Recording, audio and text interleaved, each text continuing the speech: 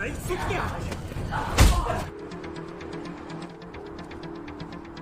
얘 기억하지? 아니에요. 널 풀어준 법을 원망해.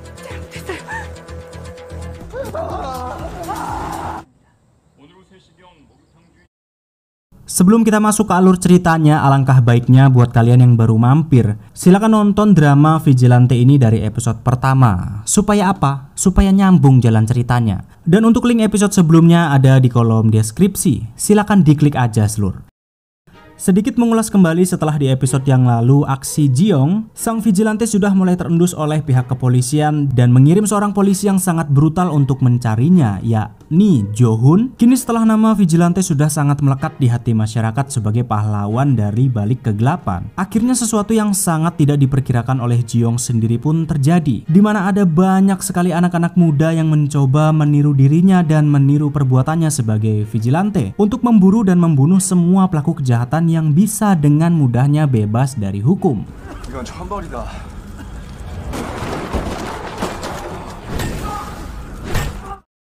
Sementara itu di kantor kepolisian, Profesor Lee, atasan Ji-young, benar-benar sangat kesulitan mencari tahu siapakah sebenarnya sosok vigilante. Jo-hun yang ditugaskan untuk mengurus langsung sang vigilante pun juga dibuat terheran-heran. Kenapa bisa tidak ada bukti sama sekali di semua lokasi kejadian saat vigilante membunuh semua korbannya. Dari rekaman CCTV, kamera dashboard, dan lain-lain. Dimana tentu mereka pun jadi bertanya-tanya, kenapa bisa sang vigilante ini begitu hebat mengelabui mereka. 제대로 수사한 거 맞습니까?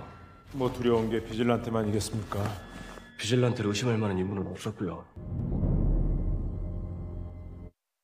Di tempat lain, Miss Choi yang masih terus memburu berita tentang vigilante lantas memintakannya untuk mengekspos seorang narapidana yang baru saja dibebaskan oleh polisi, yang mana narapidana tersebut diketahui hanya dipenjara selama 1 tahun 2 bulan atas kasus pembunuhan kejinya kepada seorang kurir. Namun ketika Miss Choi masih mencari identitas si narapidana tersebut, ternyata Ji-young sendiri sudah mengetahui identitas si pelaku berkat diam-diam mengakses profilnya di database milik kepolisian, yang mana setelah Ji-young melihat rekaman CCTV tersebut, memang alangkah lucunya hukum yang berlaku untuk si pelaku, karena dia malah dibebaskan setelah dengan terang-terangan membunuh korbannya, padahal dia bisa saja membantunya sebelum benar-benar tewas.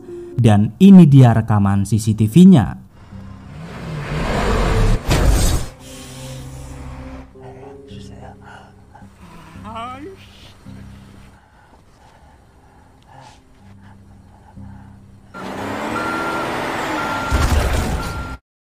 Tentu melihat kebiadaban si narapidana dan juga hukum yang benar-benar kacau balau di depan matanya sendiri, Ji-young pun semakin murka dan enek dengan para penegak hukum di Korea. Namun ketika Ji-young masih mencoba mengakses semua profil si narapidana, tiba-tiba sahabatnya Min Sun-wook malah memergokinya. Namun beruntungnya Ji-young tidak gugup dan bisa membuat alibi. 뭐해?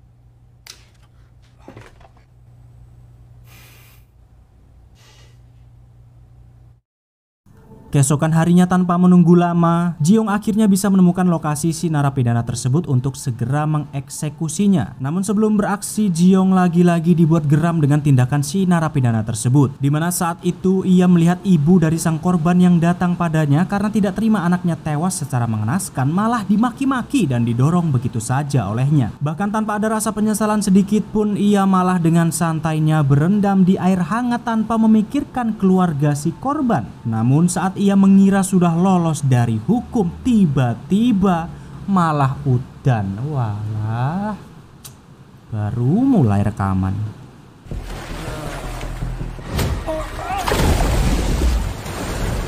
이내고 너 잡으러 온 귀신이다 했어.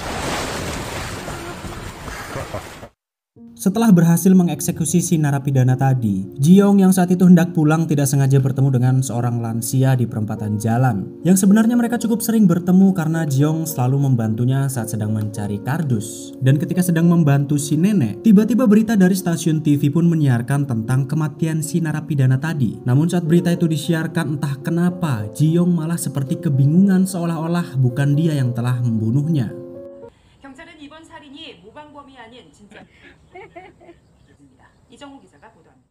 Dan beberapa hari kemudian saat stasiun TV kembali menyiarkan para pelaku kejahatan yang dibebaskan oleh hukum dengan alasan yang konyol, tanpa menunggu lama, sang vigilante palsu ini pun langsung memburu mereka untuk segera mengeksekusinya. Namun kali ini tindakannya benar-benar sangat kejam dan brutal mengeksekusi semua targetnya. Dimana yang biasanya Ji-young hanya menargetkan seorang pembunuh, si vigilante palsu ini malah dengan brutalnya menghabisi seorang wanita pencuri dan juga remaja dengan kasus pemerkosaan. 보험금 때문에 남편 죽인 거 아니라니까요. 제발 살려주세요. 아, 살려줄 수 없지. 죽이러 왔. 너 얘 기억하지? 그래서 성폭행을 했어? Tidak berselang lama setelah para targetnya tewas, sang vigilante palsu dengan terang-terangan berani muncul di televisi untuk memberikan pesan yang membuat semua orang sangat antusias. Di mana pesan yang disampaikan oleh vigilante palsu ini adalah untuk memberitahukan kepada pihak kepolisian bahwa ia akan terus mengeksekusi semua pelaku kejahatan yang tidak diberi hukuman seadil-adilnya dan malah dibebaskan dengan alasan yang sekonyol-konyolnya. 비질런트 활동은 범죄입니다. 가해자보다 피해자의 인권을 우선시. 를 미워하는 인간의 본능에 따를 모르는 게 아니라 될 것입니다.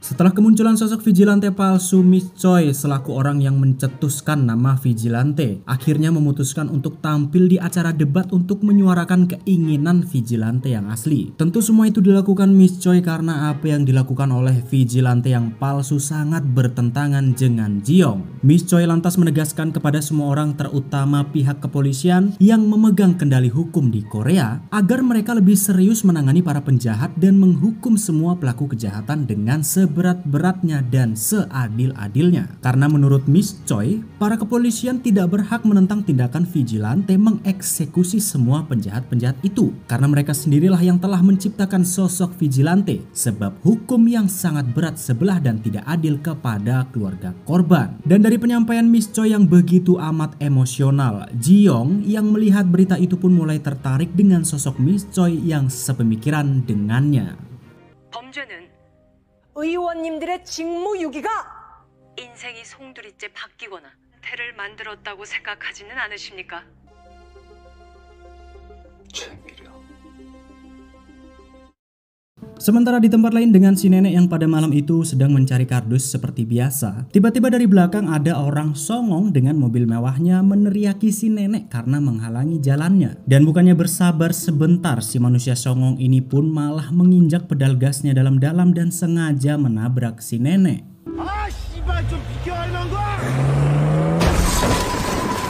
Tidak terima si nenek ditabrak, tetangganya yang pada saat itu melihat kejadian tersebut lantas langsung menghampiri si pelaku dan memintanya untuk meminta maaf. Namun bukannya menurut, si pelaku malah memberikan baugaman mentahnya dan terpaksa si tetangganya itu pun membela diri dan menampar si pelaku sampai benar-benar babak belur.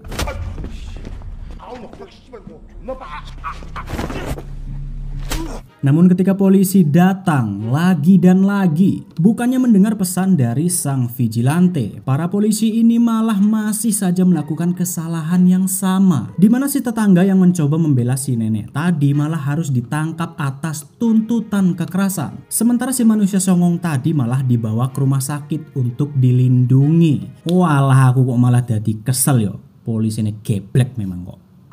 그래도 이거 저렇게 때리면 어떡합니까? 예, 먼저 덤벼들길래. 이걸 어떻게?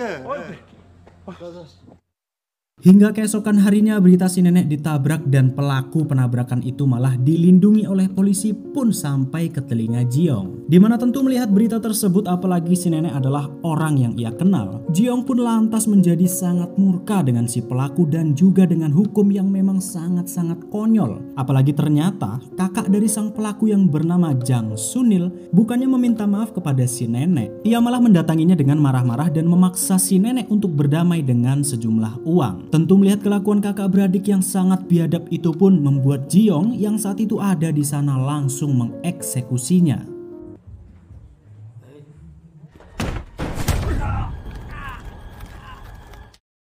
Sementara itu di stasiun TV Repo, Miss Choi yang tidak ingin kehilangan momentum lantas meminta seluruh timnya untuk bergegas ke rumah sakit yang merawat pelaku si penabrak nenek tadi. Tujuan Miss Choi ke sana adalah untuk merekam pergerakan vigilante yang dipastikan akan datang ke rumah sakit tersebut. Namun ternyata selain Miss Choi dan timnya, para kepolisian yang juga memprediksi vigilante akan datang ke sana juga sudah sigap menjaga rumah sakit, termasuk Ju-hun, si polisi beringas yang sudah sangat tidak sabar ingin menangkap sang vigilante. 네.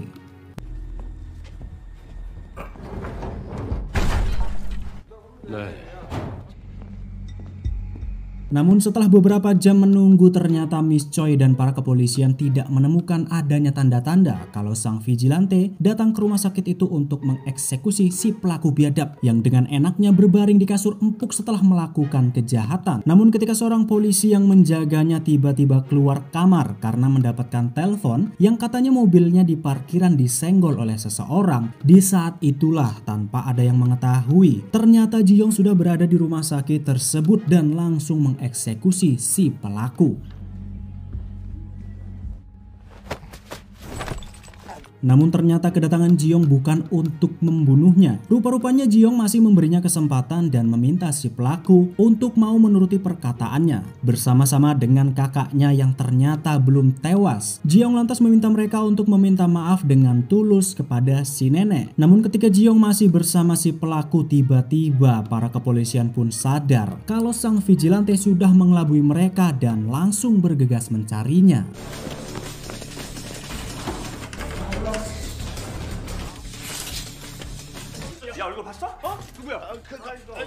Tapi ketika Ji-young berusaha kabur dengan menyamar sebagai dokter saat berpapasan dengan Ju-hun, ternyata Ju-hun sang polisi beringas menyadarinya dan berusaha mengejar Ji-young. Namun beruntungnya setelah menyebarkan seluruh timnya untuk mengepung rumah sakit, ternyata Ji-young berhasil keluar dari rumah sakit tersebut dengan sangat aman.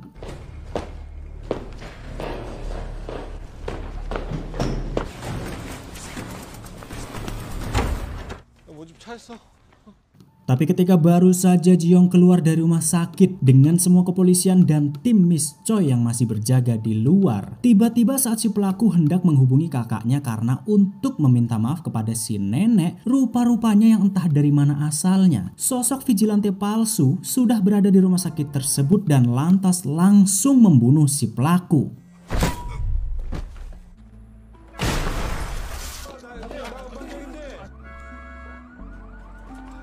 Dan ketika semua perhatian orang-orang sedang tertuju kepada pelaku yang sudah tewas, Ji-young yang masih berada di sana di sekitar rumah sakit lantas tidak sengaja melihat sang vigilante palsu yang saat itu berusaha kabur dari rumah sakit tersebut. Tidak ingin melewatkan kesempatan itu, Ji-young lantas berusaha mengikuti si vigilante palsu yang saat itu mencoba kabur dengan mengendarai ambulan.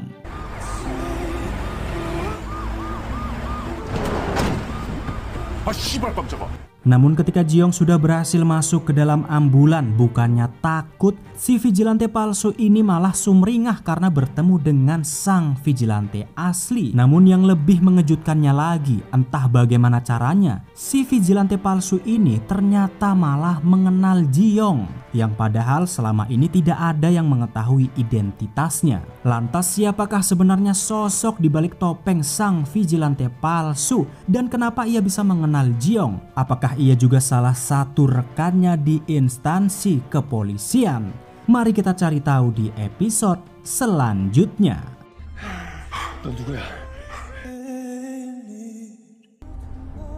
반갑다, 지영아.